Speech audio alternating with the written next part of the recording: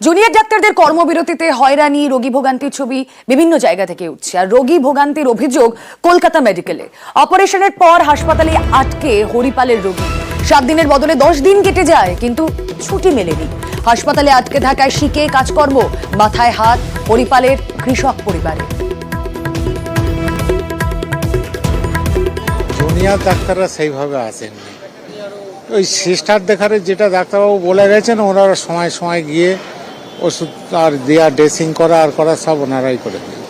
আর একটু দ্রুত পরিষেবাটা পাওয়া যেত এই আর কি। ওটা ওদিকটাও বলতে গেলে যেটা হয়েছে অন্যায় হয়েছে, তো সেই পরিপ্রেক্ষিতেই তো কাজে যোগ দিলে ভালো হয়। মানে অনেক মানুষ মারাও যাচ্ছে, অনেক রোগী ফেরতও যাচ্ছে। একটু ওনাদের পরিষেবাটা চালু রেখে ধর্মঘটটা করলে ভালো হয়। সন্দীপ ঘোষের কত না কীর্তি, আরো কীর্তি এবার সামনে আসছে। 9 আগস্ট তরুণী চিকিৎসকের দেহ উদ্ধারের পরেও স্বমহিমায় সন্দীপ ঘোষ। হাসপাতালের টেন্ডারে স্বজন পোষণের চেষ্টা আরজি করের প্রাক্তন অধ্যক্ষের। সিবিআই তদন্তে আরো চাঞ্চল্যকর অভিযোগ। কথা বলবো, সহকর্মী অমিত রয়েছেন এই মুহূর্তে টেলিফোনে। অমিত, আর কি তথ্য উঠে আসছে এই মুহূর্তে? দেখো, 9 আগস্ট নির্যাতিত তরুণী ধর্ষণ খুনের ঘটনার পরেও নিজের সমমহিমায় কিন্তু রয়ে গিয়েছিলেন Sandip Ghosh. 7 August unit care ইউনিটের জন্য একটি টেন্ডার করা হয়েছিল, যার পূরণের ডেট ছিল 14 আগস্ট। এই যে সময়সীমা 9 তারিখের পরেও নিজের ঘনিষ্ঠকে টেন্ডার পাইয়ে দেওয়ার চেষ্টা চালিয়ে গিয়েছেন সন্দীপ ঘোষ। এই তথ্য প্রমাণ কিন্তু হাতে এসেছে সিবিআই আধিকারিকদের কাছে। ইতিমধ্যে টেন্ডারের কপি আমাদের হাতে এসেছে। সিবিআই তরফে দাবি করা হচ্ছে বিপ্লব সিংহকে সাথে নিয়ে একটি ইঞ্জেকশন সরবরাহ সংস্থার সঙ্গে যোগাযোগ করেছিলেন এই সন্দীপ ঘোষ, এবং সেখান থেকে তাদের মতো কথাবার্তা হয়েছে এবং পুরো ঘটনাটা কিন্তু ঘটেছে 9 তারিখের পরবর্তী সময়। সেই জায়গা থেকে সিবিআই আধিকারিকরা অবাক হচ্ছেন, যখন সমস্ত আর্থিকরের ঘটনা নিয়ে আর্থিকরের ভেতরে উত্তাল রয়েছে, বাইরে বিক্ষোভী আন্দোলন হচ্ছে, সেই সময় কিন্তু সন্দীপ ঘোষ স্বমহিমায় কিন্তু নিজের স্বজন পোষণের বিষয়টা কিন্তু চালিয়ে গিয়েছে। এই তথ্য কিন্তু সিবিআই আধিকারিকদের হাতে এসেছে। অনেক ধন্যবাদ।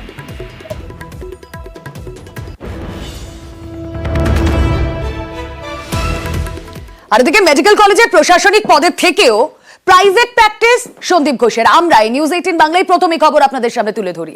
এবার সন্দীপের প্রাইভেট প্র্যাকটিসের নথি সংগ্রহ সিবিআই এর। কথা বলবো সরাসরি আমাদের প্রতিনিধি অর্পিতা থাকবেন আমাদের সঙ্গে। তার আগে আরো একবার আপনাদেরকে জানিয়ে রাখি, একাধিক জায়গায় সন্দীপের প্রাইভেট প্র্যাকটিসের নথি সংগ্রহ করেছেন সিবিআই আধিকারিকরা। রেজিস্ট্রেশন নাম্বার ছাড়া প্রেসক্রিপশন নিয়েও তদন্ত অধ্যক্ষ থাকাকালীন সন্দীপের প্রাইভেট প্র্যাকটিস। আমরা অবশ্যই কথা বলবো। আমাদের সঙ্গে এই মুহূর্তে রয়েছেন সহকর্মী অর্পিতা হাজরা। অর্পিতা, আমরা নমিতা সেবায়তনের ছবি দেখিয়েছি, সেখানে বহাল তবিয়তে প্রাইভেট প্র্যাকটিস তিনি করতেন। বারবার আমরা দেখেছি বারুইপুরের লোকেশন ট্র্যাক করা গিয়েছে। এই যে প্রাইভেট প্র্যাকটিস করতেন একজন সরকারি হাসপাতালের চিকিৎসক অধ্যক্ষ হয়ে, সিবিআই স্ক্যানারে ঠিক কোন কোন পয়েন্টগুলো এই মুহূর্তে?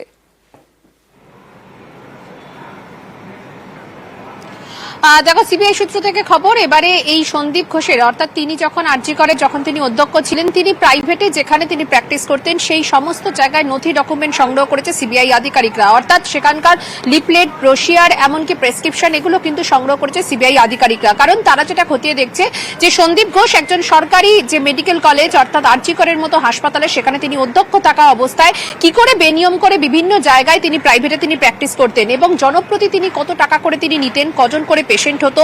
শুধু তাই নয়, এই বিভিন্ন জায়গায় যে প্রাইভেটে তিনি যে প্র্যাকটিস করতেন সেখান থেকে কি বিপুল আর্থিক লাভ হতো, সেই কারণেই কি শহর থেকে কিছুটা দূরে বিভিন্ন জায়গায়, একদিকে যেমন আমরা দেখেছি বারুইপুর, তেমনি রয়েছে বারাসাত, এরকম কি আরো অনেক জায়গা রয়েছে, সেই তদন্তই করছে কিন্তু সিবিআই আধিকারিকরা। সেই কারণেই তারা এই রিলেটেড যে বিভিন্ন যে ডকুমেন্ট, অর্থাৎ সন্দীপ ঘোষের প্রাইভেট প্র্যাকটিস সম্পর্কে যে একাধিক যে নথি ডকুমেন্ট, সেগুলো তারা সংগ্রহ করেছেন এবং সেগুলো তারা স্ক্রুটিনি করে তারা খতিয়ে দেখছেন যে সন্দীপ ঘোষ শুধুমাত্র যে বেনিয়ম করে বিভিন্ন জায়গায় যে বরাত পাইয়ে দেওয়ার কাজ করতো তাই নয়, একজন সরকারি কলেজের অধ্যক্ষ হিসাবে বেনিয়ম করে সময়কে বেছে একেবারে কখনো 5:30, কখনো 6টা, বিভিন্ন জায়গায় বিভিন্ন টাইমিং এ তিনি কিন্তু প্রাইভেটে প্র্যাকটিস করতেন। আর এখান থেকেই উঠছে যে সন্দীপ ঘোষের বিরুদ্ধে যে একাধিক অভিযোগ, তার মধ্যে কিন্তু এবারে প্রাইভেট প্র্যাকটিস সংক্রান্ত যে সমস্ত ডকুমেন্ট ইতিমধ্যেই সিবিআই তদন্তকারী আধিকারিকরা তারা সংগ্রহ করেছেন, তারা কিন্তু সেগুলোকে খতিয়ে দেখছেন। তার কারণ এইভাবে বিভিন্ন জায়গায় যে তিনি প্রাইভেট প্র্যাকটিস করতেন, সেখান থেকে তার মানে বিপুল টাকা আসত বিশ্বস্ত বলেই অভিযোগ সিবিআই এর।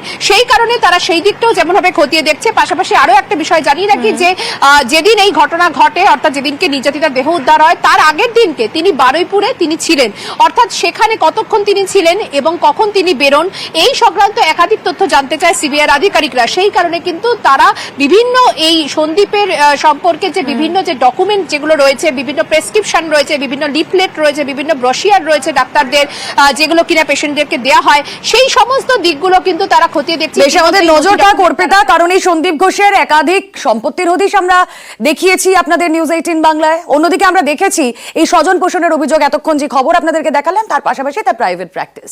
সরকারি হাসপাতালের চিকিৎসক তিনি, আরজি করের অধ্যক্ষ, তারপরেও চুটিয়ে প্রাইভেট প্র্যাকটিস করতেন। আসুন ডিটেল রিপোর্ট দেখাই। সন্দীপ ঘোষ আরজি করের প্রাক্তন অধ্যক্ষ। তার বিরুদ্ধে প্রথম থেকেই নানা অভিযোগ। এই অভিযোগ সরকারি হাসপাতালের চিকিৎসক এবং আরজি করের অধ্যক্ষ হয়েও তিনি একাধিক জায়গায় প্রাইভেটে প্র্যাকটিস করতেন। সিবিআই নজরে এবার সন্দীপের এই প্রাইভেট প্র্যাকটিস। অভিযোগ দক্ষিণ 24 পরগনার বারুইপুরে নমিতা সেবায়তনে প্রাইভেট প্র্যাকটিস করতেন সন্দীপ ঘোষ। প্রতি শনিবার বারাসাতের ক্লিনিকেও সন্দীপ ঘোষ রোগী দেখতেন বলে অভিযোগ। বারাসাতের বাড়িতেও সন্দীপ ঘোষ প্র্যাকটিস করতেন বলে স্থানীয়দের দাবি। হ্যাঁ হ্যাঁ হ্যাঁ দেখতেন, বাড়িতেও দেখতেন, তারপরে এখানে বোধহয় দুই একটা চেম্বারেও বসতো না। এর মধ্যে সিবিআই এর নজর বারুইপুরের নমিতা সেবায়তনের খবর সোমবার দেখানো হয় নিউজ 18 বাংলার এক্সক্লুসিভ। এই প্রেসক্রিপশনে স্পষ্ট 8ই আগস্ট অর্থাৎ চিকিৎসক তরুণীর দেহ উদ্ধারের আগের দিনও নমিতা সেবায়তনে রোগী দেখেন সন্দীপ ঘোষ।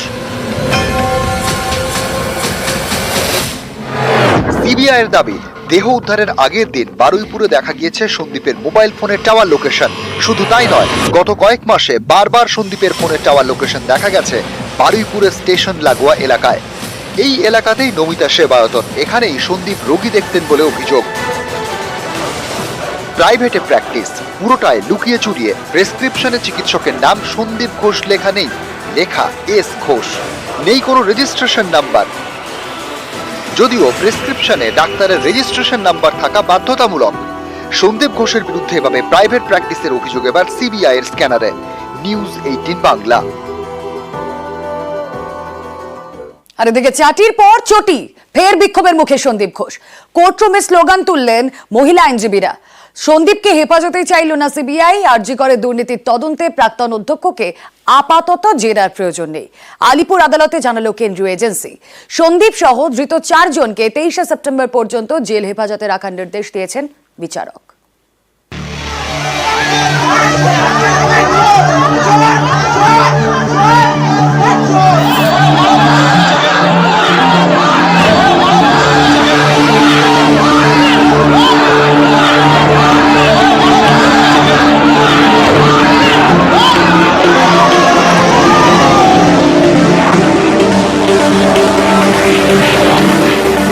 মঙ্গলবার দুপুর আলিপুর সিবিআই বিশেষ আদালত চত্বরে হাওয়া গরম।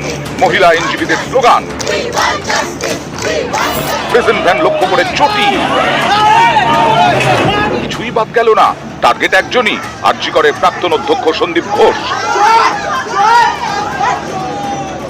এদিন সন্দীপ ঘোষকে হেফাজতেই চায়নি সিবিআই। আদালতে এদিন কেন্দ্রীয় এজেন্সি জানায়, আপাতত তারা জেরা করতে চায় না সন্দীপ ঘোষকে। হেফাজতে চাওয়া হয়নি ধৃত 3 সন্দীপ ঘনিষ্ঠকেও। এরপরেই 23 সেপ্টেম্বর পর্যন্ত জেল হেফাজতের নির্দেশ দেন বিচারক।